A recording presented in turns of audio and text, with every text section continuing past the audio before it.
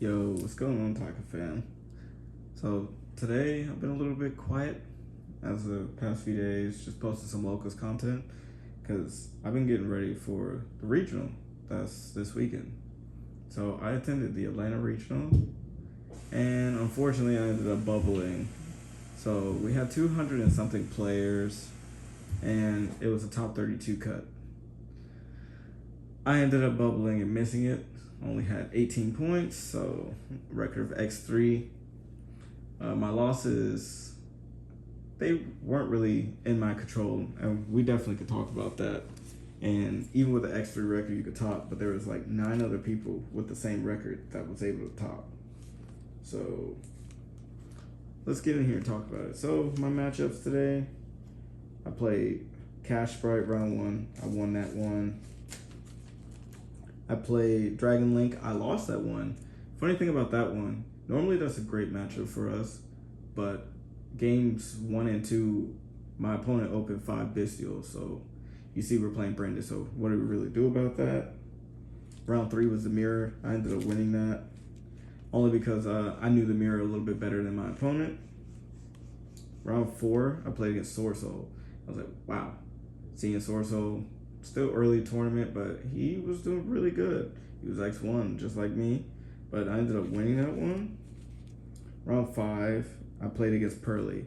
So this was like the first time I really played in a big, tournament setting, and I'll tell you about some of my choices and stuff in my side deck and stuff. But I ended up losing that one, but it was actually close in game 3, and we'll get to it once I get to the deck profile.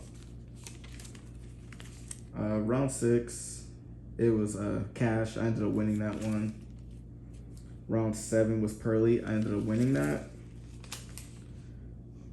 Round 8, I played against my boy. Believe it or not, he was playing Salad. So that deck can still kill you, so don't get it twisted. Only reason why I lost game 3, because I ended up opening a hand game 3 of double Cartesia, double Nadir Servant, and a Branded Red. So I'm like, okay, it's kind of a weak hand, but I can still try to play. But my opponent had Valor, Ash, Valor Cartesia, Ash, Nadir Servant. And then on his turn, he ended up Kaijuing my Cartesia. So the only play I had during his turn, he stopped. So I couldn't win, unfortunately. And then I didn't die. I draw for turn. I drew Cosmic, and the game was just over because I was pretty much done. And then round 9, I played against the Pump Gold Pride deck. I ended up winning that one in game 3. Man, that deck is scary, as y'all see in my video. If you haven't, go check that out. But that deck is crazy. If you don't open Droll, you get cooked most times. That deck is crazy. Game 1, he opened Call Bite and he opened Crossout. So I lost that game. He crossed out my Droll and it was wraps for me. Game 2, I puppet locked. I was able to loop it continuously, so I ended up winning. And in game 3, I got lucky. I opened Droll, and he didn't have a way to stop it. He ended on Psychic End, and he ended on a Dragite, which is really cool. Luckily, my top deck was Radiant. First time I've ever seen the Kaiju, but it ended up working out because I was able to Kaiju over the Psychic End, and I was able to go for game. So yeah, that was a quick report. So let's get into the profile. All right, so still played 3 Aluber. This card is really good still, but at the same time today, I didn't really go to Aluber that much. 3 Albaz, I think you still gotta play the 3. And this card was crazy all day. So many times I would summon him and just discard and be like, it forces a response, and Albaz was cooking today. So here's a new change that I made that I've been talking about with a lot of my testing group and talking to a lot of you guys about. I ended up manning 2 Quim and 2 Cartesia. Quim was insane all day. That card was like the best card in my deck all day. I activated Brain Diffusion a couple times throughout the day, but most times, none of my hands really needed it. Except for that one that I did lose like a little bit at the end, but that's beside the point. All right. So now We got the rest of the friends. We got the Albion, the Merc, and we have the Kit. Not really much to say about them. They all shined in their own way. I kept bringing back Kit a lot though. And then the last two like main engine pieces, I played the Saronir and the Puppet. So the Saronir was actually, not gonna lie, that card was kind of mid. I played something in my extra deck and I kind of regret. That 15 slot probably could have been something else maybe, but most of the time I was summoning everything else. I was mainly summoning a lot of Mirror Jades and stuff like that, and we don't need to talk about the Puppet. The Puppet is crazy. So here are my tech choices. So for some going second cards, definitely need this. Droll or die most times, unless your hand's just that good. And then for the main deck, my last monster that I decided to main deck, boom. I actually made the 3/5 Rainbow Magician. So it's funny. I didn't talk to nobody really about it, unless you were in my testing group, but I gave everybody a theory. No one who's playing super heavy is maining it out to this card. You win the roll, it's almost guaranteed you're gonna win. And if you're going second, you can push through their negates and then just stick that. And then if your Brain Diffusion or your fusion plays don't resolve, this card says you're gonna live. And most times they end up scooping because they don't have a main deck out. They can't break it. They can't set anything. So this card was actually really silly. And it's not the worst against Pearly because it makes them set their quick plays if they want to play, which they're fine with. But if you interrupt them with other cards, that's when it becomes crazier. Because now they have less cards to work with. Now they got to set their spells and traps that are quick plays, and they got to try to keep them set and wait to use them the next turn. So if you're able to break their board and prevent them from making an unaffected Noir, then you're Gucci. That's it for the monsters. So now for the spells. Best card in the deck, but I didn't activate it too much today. Or like sometimes, the times that I activated it, it resolved half the time, other times it didn't. I didn't really care. I had so many other plays.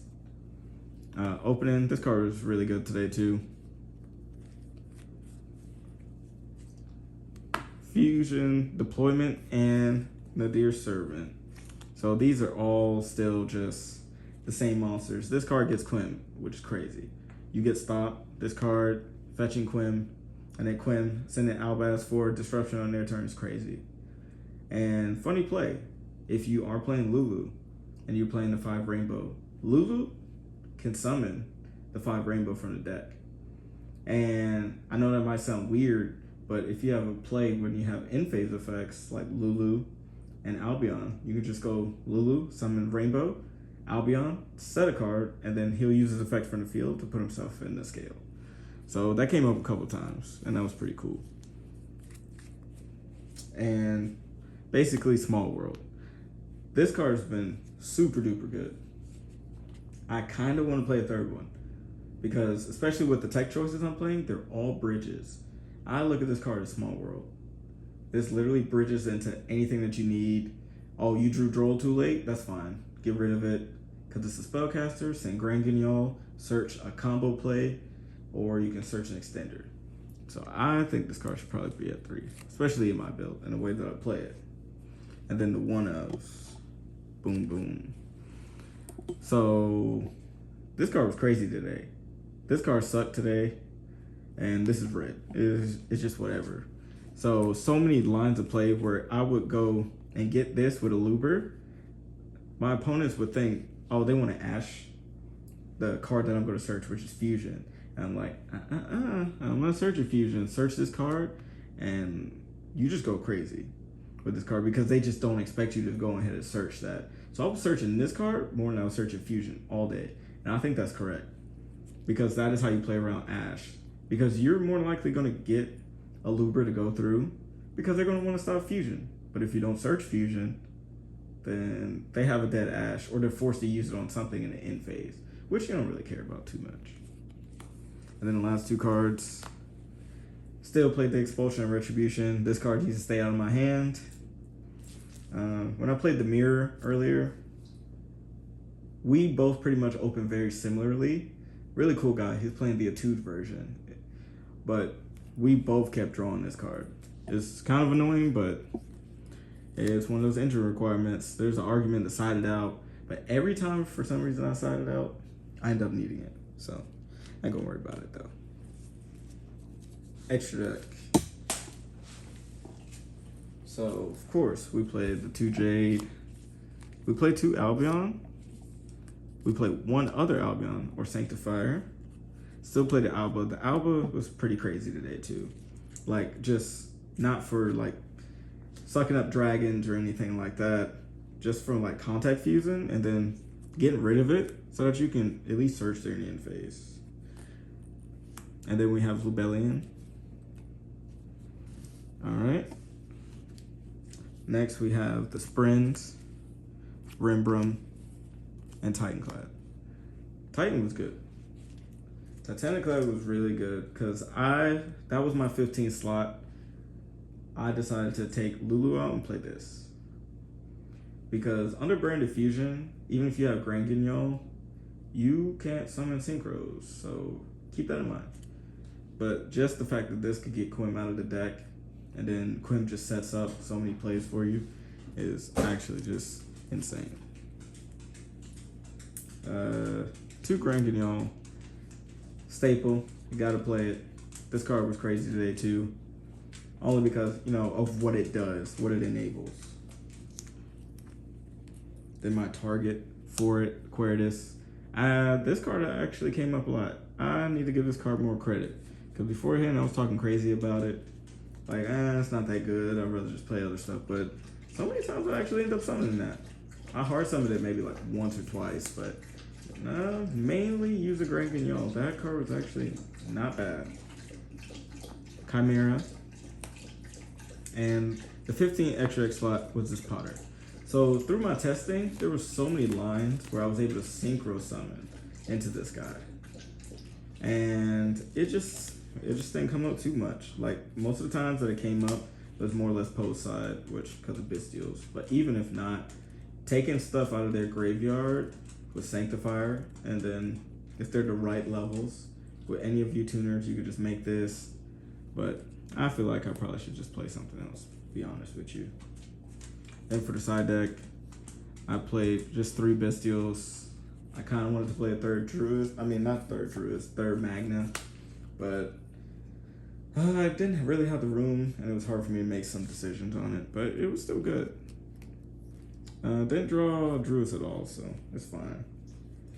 And for my Floodgate Killers, so these cards are great. So, Pank, this helps you against the Spell Canceller. You need something that you could potentially draw into to out Spell Canceller, and these can out it if they get summoned. And this card's actually really good. I only cite it mainly because of Super Ancient Organism. That's one of the cards that we can use and brand it to actually out that card. We don't really have many other ways outside of drawing Cosmic, and you can't always rely on that either. So at least having 5 ways to get to it seems appropriate for me. And I'm not playing a target for it, but you could play the Bufalicula, the level 1 Predaplant Pendulum Scale that you can search off first, so that's good. And then Kaiju, so they all group together.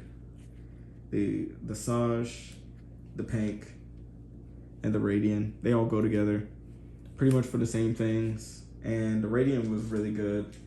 Helped me out a couple times, but I didn't draw it too much. But I felt like my side deck should have respected Pearly a little bit more. Well, it did respect it a lot, but I felt like the number-wise, if you think about it statistically, you're probably not going to draw those cards as much as you would like, or you just get unlucky. It is what it is.